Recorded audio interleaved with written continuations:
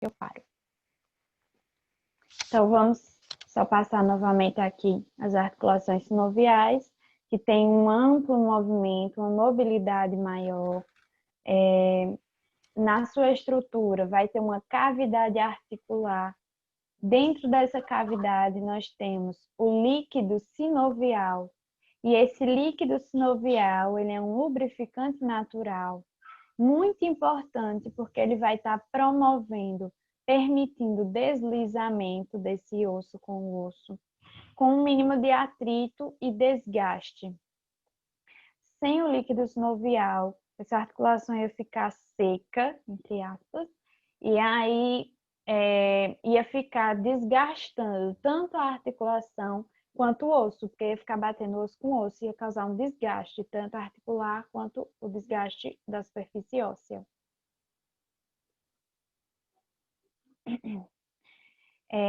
Nós temos a cápsula articular, a membrana sinovial, vão estar envolvendo essa articulação, tá certo?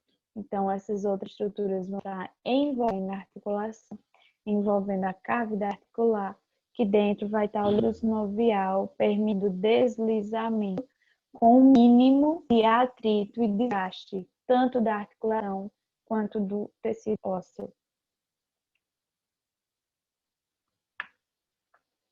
E nós temos alguns tipos de articulação sinovial. Nós temos a articulação sinovial do tipo plana, que vai ter superfícies. As superfícies articuladas vão ser planas, retinhas ou curvas, mas se forem curvas, é bem pouquinho, certo? Elas são superfícies, as superfícies articulares são planas ou ligeiramente curvas, pouco curvas, permitem o movimento de deslizamento entre os ossos. Vai estar deslizando. Como exemplo, nós temos a articulação acromioclavicular e o acrômio, um processo da escápula, com clavícula, aqui na imagem. A articulação acromioclavicular é uma articulação plana. A articulação entre os ossos do carpo na mão e os ossos do tarso no pé. Essas articulações são articulações planas que promovem o deslizamento.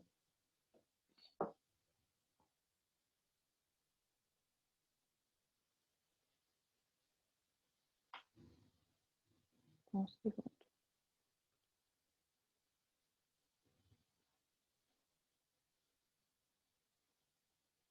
Repito. A articulação sinovial tipo plana, as superfícies articulares são planas ou pouco curvas e vai permitir o movimento de deslizamento, vai só deslizar um osso sobre o outro. Tem o exemplo da articulação acromioclavicular entre o acrômio, que é um processo da escápula, com a clavícula, e entre os ossos do carpo na mão e do tarso no pé. Então, são articulações tipo plana. A articulação tipo trocoide tem as superfícies articulares, são tipo um cilindro, parece cilindro, permite o movimento de rotação. Como exemplo, a articulação rádio-unar proximal. Aqui no nosso cotovelo, nós temos o rádio, os dois ossos do antebraço, e a articulação entre o rádio e a una, a cabeça do rádio, ela parece um cilindro, como está nessa imagem aqui, que vai permitir o movimento de rotação quando a gente faz a pronação ou a supinação da mão, ou seja, a palma da mão para cima, para baixo, girando a mão. Essa articulação rádio-unar proximal permite esses movimentos, rotação. A articulação do tipo gíngulo é um tipo de dobradiça, parece uma dobradiça. Faz os movimentos de flexão e extensão, ou seja, uma articulação uniaxial. Um exemplo, a articulação interfalangiana da mão, entre as falanges das nossas mãos e dos pés, que nós fazemos a flexão dos nossos dedos, e a articulação do cotovelo, como a gente viu, uma articulação uniaxial que só faz flexão e extensão. São do tipo gínglion, parece um dobradiça. Temos articulação do tipo condilar, lembra essas classificações, articulações do tipo sinovial. Condilar tem uma superfície do tipo elíptica. Eu particularmente não sei o que é um negócio elíptico, mas é como essa imagem aqui. São biaxiais, vai permitir os movimentos de flexão e extensão, adução e abdução, como exemplo, a articulação radiocarpal do punho, articulação do nosso punho, faz flexão e extensão, adução e indução. É do tipo condilar. A articulação do tipo celular, ela vai ter faces que parece uma célula, tem forma de uma célula. Uma concavidade e uma convexidade. Aqui. Imaginar um cavalo, que é tipo redondinho, né? A parte das costas do cavalo, digamos assim. E vai vir a célula se encaixando nesse cavalo. Então, imagina aí que tem a estrutura e a articulação parece uma célula que vai se encaixar. Se encaixar nesse osso. Ela é do tipo biaxial, que faz os movimentos de flexão, extensão, adução e abdução. Mas algumas podem ser circundução, que é tipo já. Só que ela é classificada como biaxial. Um exemplo dela é a articulação carpo-metacárpica. Tá travando para todo mundo ou só para Raquel?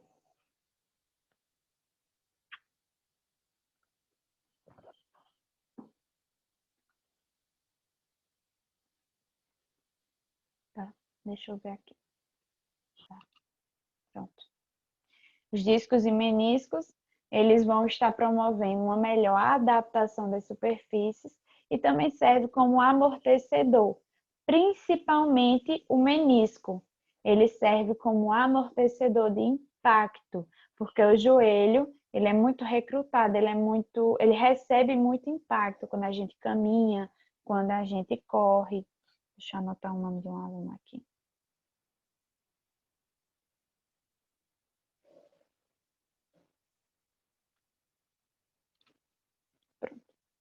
Então, repetindo aqui, que um aluno pediu, os discos é um tipo de articulação sinovial que vai estar presente na articulação temporomandibular, na ATM, que é uma articulação que está entre o osso temporal do crânio e a mandíbula. E os meniscos, ele tem um formato de meia-lua, é tipo um círculo, mas não é completo, é meio cortado, em formato de meia-lua, que vai estar na articulação do joelho. Eles promovem uma melhor adaptação das superfícies,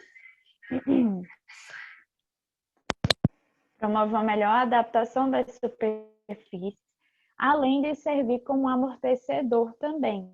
Então, eles vão ajudar nos movimentos e, no caso do menisco, vai ajudar amortecendo o impacto que a gente sofre no joelho. Alguma dúvida em relação a esses assuntos de articulação?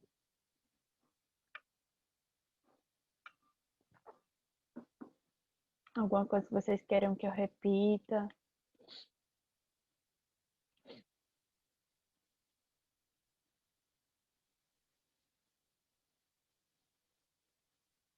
Tem o que, Gisele? Bolsa sinovial?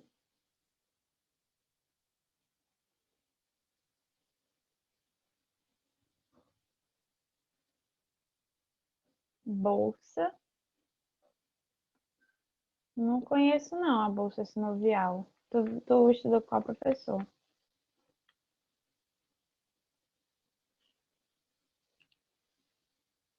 Alguém conhece essa bolsa sinovial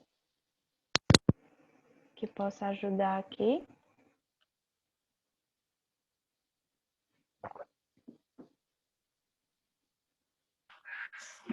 Ele falou sobre o líquido sinovial. É porque a bolsa, ele deu um exemplo de quando você acaba caindo, bate o joelho e aí é chamado aquele líquido, água no joelho. Então, ele falou que fica tipo como se fosse uma bolsa de água, né? O líquido que a gente acaba chamando, sem ser por nomes normais, e acaba gerando uma bolsa de líquido sinovial. Mas aí ele fez tipo uma analogia quando deu esse exemplo.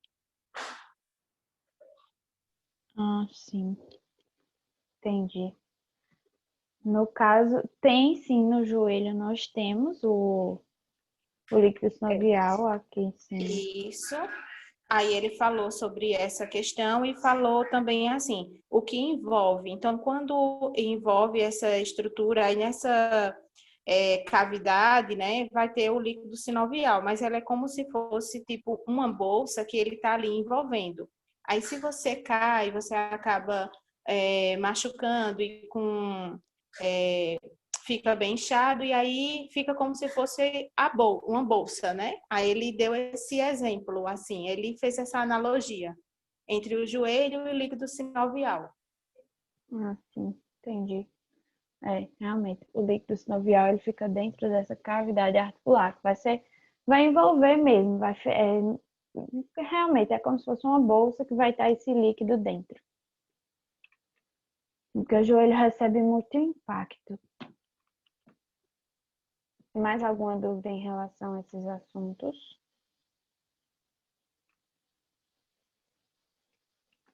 Podemos passar para o exercício agora.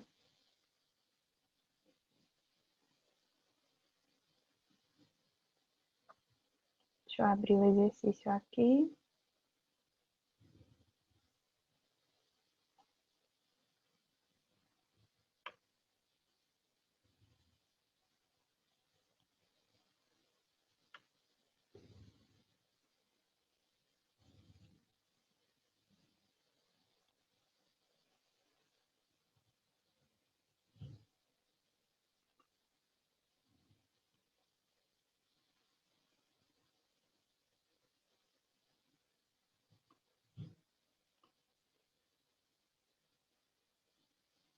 Tá aparecendo para vocês o exercício?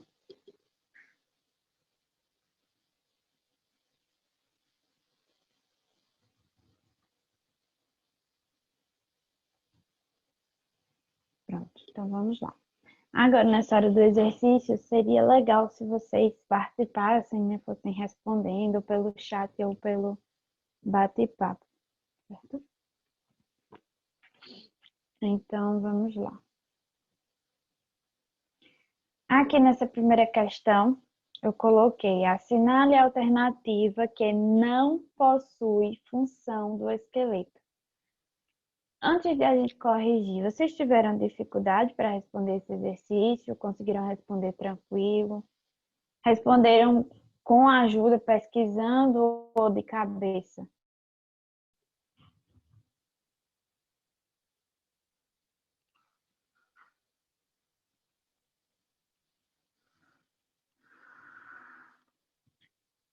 Tiveram alguma dificuldade? Nomes. Realmente os nomes confundem um pouco. É assim mesmo. Mais alguém?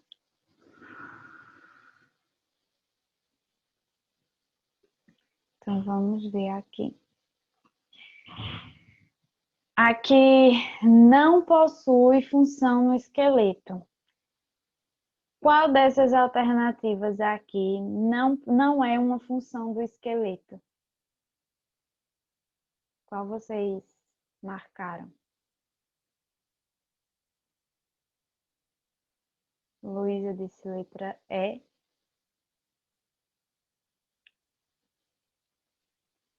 Os outros marcaram o quê? O que é que desses aqui não é função do esqueleto? Ana Paula disse C. C, a Gisele. Tá. Então, vamos lá. Proteção dos órgãos vitais. Nós vimos que sim, essa é uma função do nosso esqueleto, porque vai proteger no crânio, o cérebro, o coração, os pulmões, vai estar protegendo esses órgãos vitais. Armazenamento de sais minerais também é uma função do esqueleto, né? Nós vimos que vai estar armazenando o cálcio no nosso osso. Sustentação do corpo, sim, é uma função do esqueleto, porque o esqueleto vai estar sustentando o corpo e ajudando nos movimentos, né, de caminhar, de correr e tudo mais, a sustentar o nosso corpo. Hematopoiese é sim uma função do nosso esqueleto. Lembra lá que a gente falou que a função hematopoética vai estar produzindo células sanguíneas. E nós temos no nosso osso a medula óssea vermelha, que produz células sanguíneas, certo? Então, a alternativa aqui, que não é uma função do esqueleto, é evitar atrito. O que evita atrito são articulações. Lembra do líquido sinovial, que o líquido sinovial lubrifica a articulação para ajudar a diminuir o atrito entre elas. Então, evitar atrito não é uma função do esqueleto. No sistema esquelético, podemos observar algumas células e cada uma com sua função.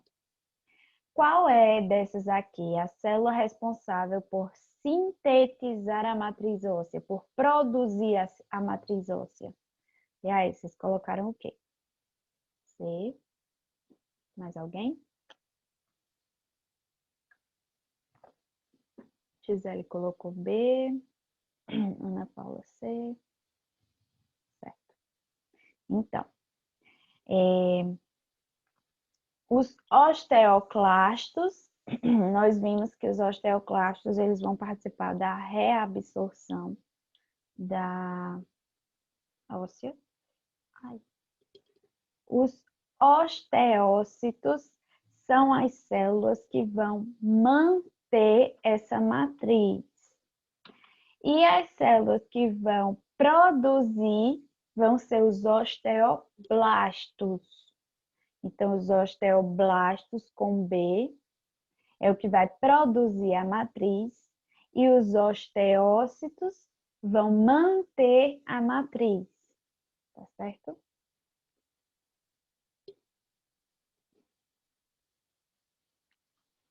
Conhecendo a classificação dos ossos e tendo como exemplo os ossos das falanges, podemos classificar como?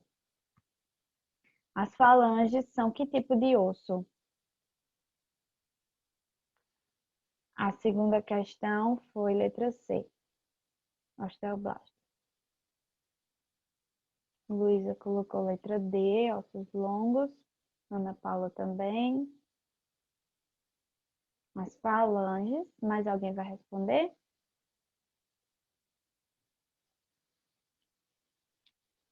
Então, as falanges, sim, ótimo, são ossos longos.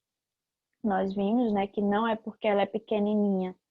Nós não vamos ver pelo tamanho do osso, mas sim pela sua característica, pela sua forma, em que o comprimento vai ser maior que a espessura e a largura. Então, é um osso longo, a falange. Osso sesamoide, nós vimos que é só umas bolinhas que ficam normalmente na mão e no pé, que nós vemos por radiografia. Os ossos curtos, eles têm a classificação de que as 3 dimensões de comprimento, largura e espessura são iguais. Nós temos os exemplos dos ossos do carpo da mão e do tarso no pé. Ossos pneumáticos têm uma cavidade que contém ar, como exemplo, osso frontal, esfenoide, etimoide. Os irregulares não têm uma forma geométrica definida, como exemplo, as vértebras. E os ossos longos, né? A falange. Ótimo. Dentre os ossos abaixo, marque o que não faz parte do esqueleto axial. Então, lembra lá, o esqueleto axial. B. O esqueleto axial é composto pelo crânio, a cabeça, a coluna, o tórax, as costelas. Então, aqui, o osso frontal, ele está presente no crânio, e o nosso crânio faz parte da cabeça, então é axial. As vértebras estão na coluna, é axial. O externo está aqui entre as costelas, no nosso tórax, e as costelas aqui no tórax também. Então, sim, as falanges não fazem parte do esqueleto axial, porque ela está na mão, elas estão na mão, e a mão faz parte do membro que não faz parte do esqueleto axial, e sim do esqueleto apendicular. Quinta questão. Dentre os ossos abaixo, marque o que não faz parte do esqueleto apendicular. E aí? Sim. Ótimo. As costelas estão presentes no tórax, e o nosso tórax faz parte do esqueleto axial. A fíbula está na perna, é um osso da perna. A una é um osso do antebraço. Os metacarpos e o tarso é no pé. Então, fazem parte do esqueleto apendicular, menos a costela, as costelas. Ótimo. Aqui, complete a frase sobre os planos. O plano... E aí? Qual é o plano que divide o corpo em anterior e posterior? Frontal coronal. Isso. O plano frontal ou coronal vai dividir o corpo em anterior e posterior. O plano sagital divide o corpo em direito e esquerdo. Isso. E qual é o plano que divide em alguma coisa inferior? E aí?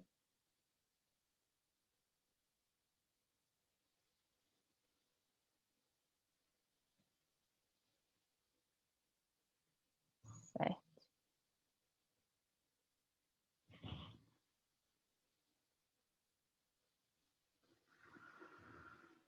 Só um segundo.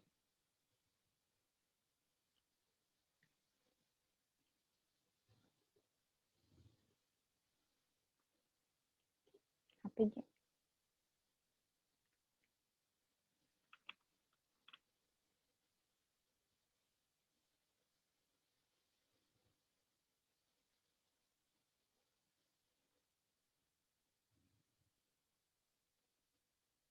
Tinha anotado uma coisa errada aqui. Aí eu tô ajeitando.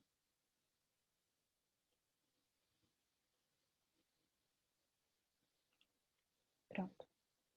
Então, o plano horizontal, certo? Vai dividir o corpo em superior e inferior. Exatamente. E esse sobre os eixos. Qual o eixo que corta o plano horizontal? Longitudinal. Isso. O eixo antero-posterior. Vem de frente ou de trás. Corta qual plano? Frontal. E qual o eixo que corta o plano sagital? Látero-lateral. Vocês estão muito craques em planos e eixos. Deixa eu anotar um nome aqui.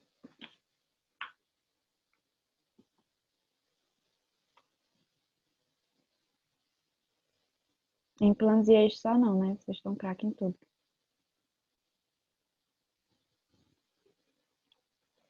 Então, vamos lá, oitava. Qual é o número aproximado de ossos do corpo? Mais alguém? 206 ossos. O número aproximado de ossos geralmente são 206. Ótimo. Nesse aqui, para completar também.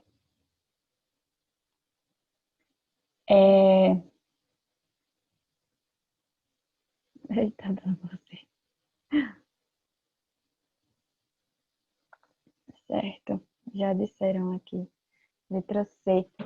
A medula óssea vai ser o lugar de produção das células sanguíneas. A medula óssea, ela produz as células sanguíneas, dividida em medula óssea vermelha e amarela. Então, aqui colocava amarela. A vermelha vai formar as células sanguíneas. Não, tudo bem, gente, não tem problema. Forma as células sanguíneas, como exemplo, os eritrócitos, as plaquetas. Já a amarela, ela vai preencher os ossos e substituir a medula óssea vermelha. Então, letra C. Aqui. Que osso fala? Qual é o osso que essa frase fala? Apresenta comprimento e largura iguais, predominando sobre espessura. E aí? Mais alguém?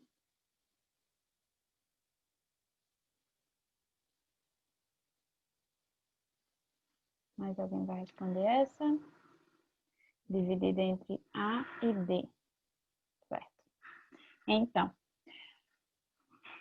o osso que tem o comprimento e largura maior que a espessura é o osso plano. Lembra da nossa escápula?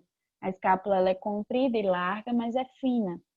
Então, o osso plano, que tem comprimento e largura maior, predominando sobre a espessura, é o osso plano. O osso curto tem as 3 dimensões iguais, ou seja, o comprimento, largura e espessura são iguais. Então, aqui é o osso do tipo plano. Letra D. É exemplo de osso pneumático, exceto qual desses aqui não é um osso pneumático?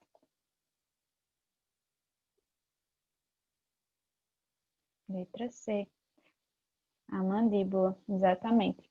O osso temporal, maxilar, esfenoide, frontal, etimoide, todos são ossos do tipo pneumático que possuem uma cavidade contendo ar. Assinale como verdadeiro ou falso. Depois eu estava vendo esse exercício, eu acho que eu só coloquei uma verdadeira. Vocês não pagam com o daí, mas quem gostava de colocar questões assim, com verdadeiro ou falso, era o daí. O osso irregular possui epífise e diáfise. Verdadeiro ou falso? Falso, exatamente. Qual é o osso que possui epífise e diáfise? O longo. Isso. O osso que possui epífise e diáfise é o osso longo. A linha epifisária promove lubrificação do osso. Verdadeiro ou falso?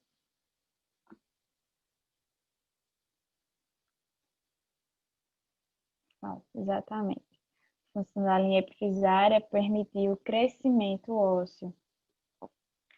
O osso curto possui as 4 dimensões iguais.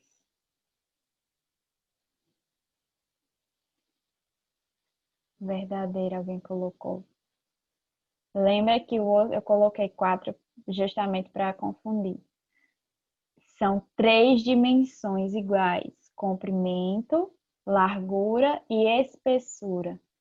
3 dimensões iguais. Eu coloquei 4 justamente para confundir, para uma pegadinha. A patela é considerado um osso sesamoide. Verdadeiro, só que maior, né? Que nós vemos que o sesamoide é bem pequenininho, que estão nas mãos ou nos pés. O osso pneumático não tem forma geométrica definida. Falso, exatamente. O osso pneumático é aquele que contém uma cavidade contendo ar. E qual é o osso que não tem forma geométrica definida?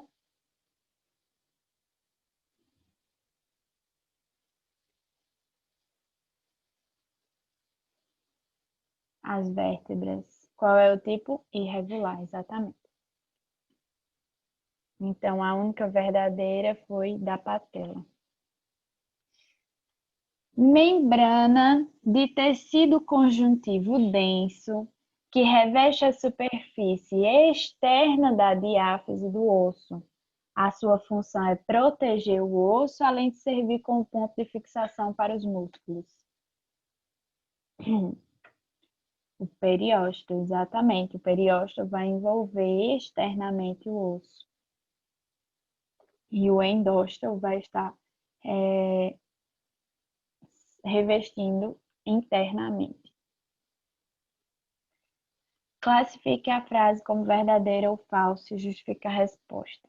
A matriz extracelular é dividida em parte orgânica e inorgânica. A parte orgânica é composta por proteoglicanos, bicarbonato, potássio, e a parte inorgânica é dividida em íons principais, como cálcio, e secundários, como magnésio. Verdadeiro ou falso? Falso. Por que é falso?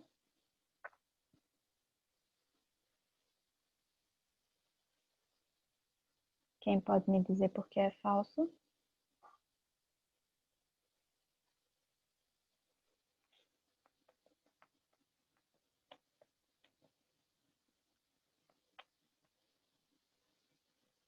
Estou imaginando que vocês estão digitando.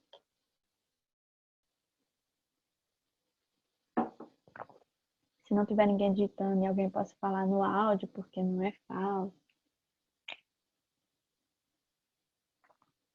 Para não me deixar falando sozinha. Ninguém?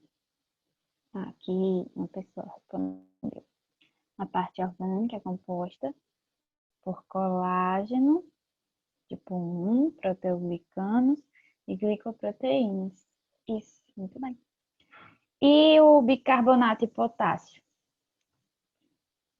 Eles não fazem parte da orgânica, fazem parte da inorgânica. Dos íons principais ou secundários? Íons secundários, exatamente. Então, essa frase está falsa, porque aqui diz que a parte orgânica tem os proteoglicanos, sim, tem os proteoglicanos. Bicarbonato e potássio, não. Bicarbonato e potássio fazem parte dos íons secundários da parte inorgânica. A parte orgânica tem os proteoglicanos, colágeno tipo 1 e glicoproteínas.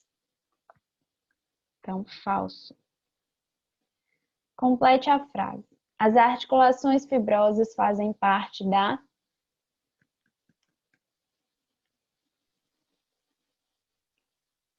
B, exatamente. As articulações fibrosas fazem parte da sinartrose, que tem pouco movimento ou são quase imóveis, certo? Que são articulações pouco móveis. As anfiartroses são articulações que possuem o tecido cartilaginoso, são as articulações com pouco movimento. Quanto ao movimento, são semimóveis. Já as biartroses são articulações móveis nas quais fazem parte as articulações sinoviais. Seja a alternativa B. Ótimo. Qual articulação encontramos entre os ossos nasais? Letra D, a sutura, exatamente. Sutura de que tipo? Sutura plana, exatamente. Falta menos de 1 minuto, não vai dar tempo de terminar. Eu vou fechar e abrir de novo para a gente terminar aqui, tá? Só faltam algumas questões. Rapidinho.